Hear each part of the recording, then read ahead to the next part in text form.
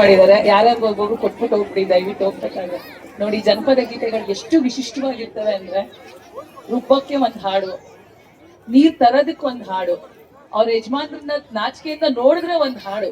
ಅದಕ್ಕೆ ನಮ್ಮ ಜನಪದ ಅಷ್ಟು ಗಟ್ಟಿತನ ಉಳಿಸ್ಕೊಂಡಿರೋದು ಯಾಕೆ ಅಂದ್ರೆ ಎಲ್ಲದಕ್ಕೂ ಪದ ಕಟ್ಟಿ ಹಾಡ್ತಾ ಇದ್ರು. ಹಾಗೆ ಇವತ್ತು ಇವರು ಕೊಡದ ಬಗ್ಗೆ ಒಂದು ಜನಪದ ಶೈಲಿಯ ಗೀತೆಯನ್ನ ಪ್ರಸ್ತುತಪಡಿಸಿ ಬಹಳ ಚೆನ್ನಾಗಿ ಡಾನ್ಸ್ ಮಾಡಿದ್ರಿ. Thank you all so much. Thank you.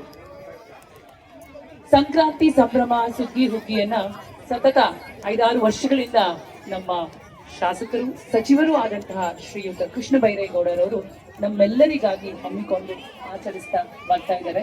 ಹಲವು ವೈಶಿಷ್ಟ್ಯಗಳನ್ನ ನಮ್ಮ ಮುಂದೆ ತಂದಿಡುವಂತ ಪ್ರಯತ್ನ ಪ್ರತಿ ಬಾರಿ ಅವರಿಂದ ಆಗ್ತಾನೆ ಬರ್ತಾ ಇದೆ. ಹಾಗಾಗಿ ನಮ್ಮ ಸಂಸ್ಕೃತಿಯನ್ನ ಪರಿಚಯಿಸುವಂತಹ ಕೆಲಸ, ನಮ್ಮ ಸಂಸ್ಕೃತಿಯನ್ನ ನಮ್ಮ ಮಕ್ಕಳಿಗೆ ತಿಳಿಸಿ ಹೇಳುವಂತಹ ಈ ಒಂದು ಕೆಲಸವನ್ನ ಅವರು ಈ ಸುಗ್ಗಿ ಹುಗ್ಗಿಯ